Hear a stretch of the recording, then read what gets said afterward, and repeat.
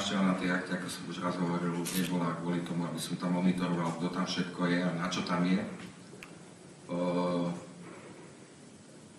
Keby to už bolo kvôli tým babám, tak určite za to nestali. A ani si presne nepamätám, ako vyzerali, keďže som si vôbec nevšimol. Ďakujem. Čo bolo obsahom vašich rozhovorov na tej jachte? O čom konkrétne ste sa bavili? Čo boli tie otázky? Čo boli vaše odpovede?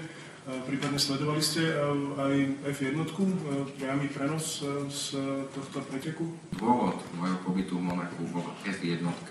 To ste ešte doteraz ako nepochopili? No ak môžem teda doplniť tú otázku, tak kto vyhral a kto bol druhý a kto bol tretí? V prvom rade zaujímavé. Však vám idem odpovedať. Ďakujem.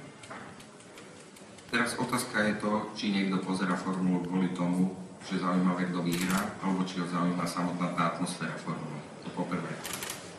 Po druhé, bol som tam kvôli tomu, aby som videl formulu. Čiže ja som vôbec nebol v Monaku kvôli tomu, aby som sa stretol s GNT odlažne na ich jachte. To je náhoda v tom celom. Samozrejme, že aj debata, ktorá bola na tej jachte, keď už sa na to pýtate, bola hlavne na túto tému. Ako formula, čo, aké je počasie, absolútne nezaujímavé, zdvorilostné frázy. Čiže to je asi celé, čo k tomu budem povedať. Mohli by ste mi teda odpovedať, kto vyhral?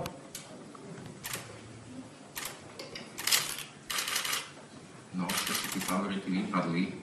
Ja hovorím, že som nesledoval to. Mňa nezaujímalo, kto vyhrá. Mňa zaujímal samotný priebeh toho deja. Pán minister, môžem ešte Super, je to otázka. Ale nie chcem sa pýtať nič už informačné, len... Minister, dovolíte, keď som vás pozval dneska večer do témy dňa, mali by ste záujem.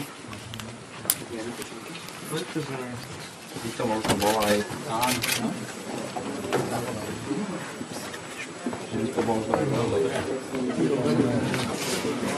Prečo to vyhrá?